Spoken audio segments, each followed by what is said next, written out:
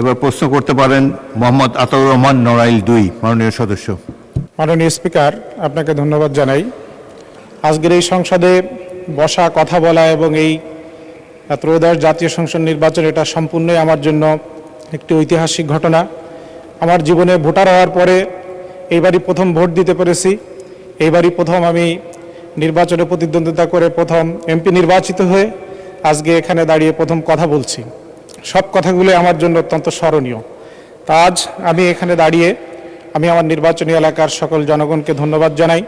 পাশাপাশি মাননীয় মন্ত্রী মহোদয়ের কাছে আমার প্রশ্ন, যে আমরা ইতিপূর্বে দেখেছি যে কোনো নির্বাচিত প্রতিনিধি যারা থাকেন তারা যদি সরকার দলীয় না হয়, তাহলে সে এলাকায় দেখা যায় যে সরকার দলীয় যারা নেতাকর্মীরা থাকে তারা অধিকাংশ ক্ষেত্রে এই ভাতা প্রদান সহ বিভিন্ন সমাজ কল্যাণমূলক কাজে প্রভাব বিস্তার করে তাদের চিন্তা চেতনা, তাদের লক্ষ্য উদ্দেশ্যকে বাস্তবায়ন করতে চায়।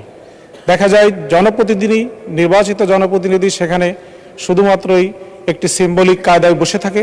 তা আমরা এক বৈষম্যহীন বাংলাদেশ গড়ার জন্য হাজার হাজার মানুষের জীবনকে আমরা ত্যাগ করেছি, হাজার হাজার মানুষ আহত হয়েছে।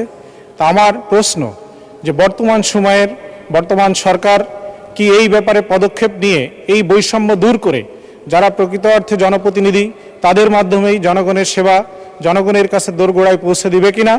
আর অধিকাংশ ক্ষেত্রে দেখা যায় যে আজকে আমাদের এই সমাজ কল্যাণমূলক যত ভাতা আমি খেয়াল করে দেখেছি যে অনেক সময় যারা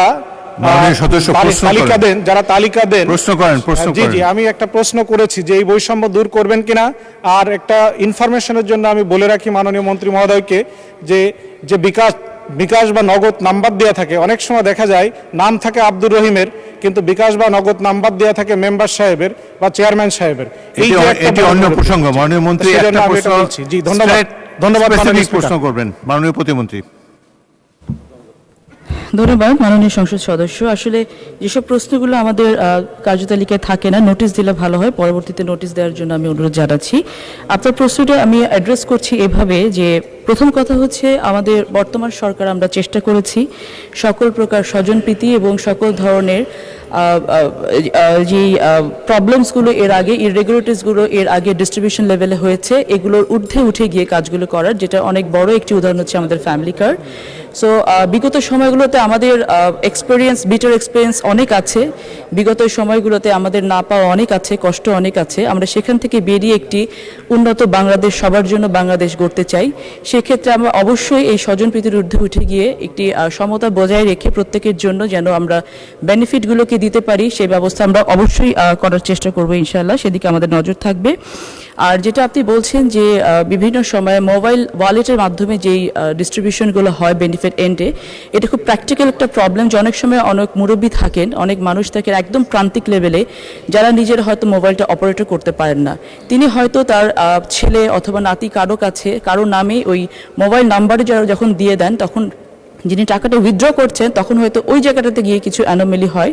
সো এটা একেবারে খুব ব্যক্তিগত পর্যায় থেকে হয় বলে আমরা মনে করি, এটা আমরা দেখেছিও।